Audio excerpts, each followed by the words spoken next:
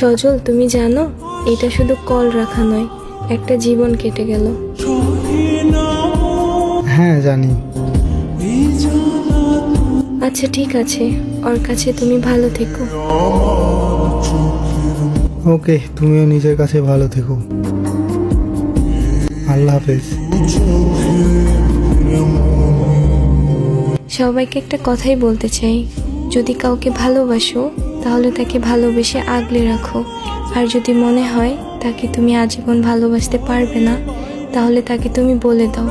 কারণ কারোর মন ভাঙার অধিকার তোমার, আমার, আমাদের কারণ নেই। যাকে তুমি ভালোবাসো তাকে নয়, যে তোমাকে ভালোবাসে তাকে ভালোবাসো।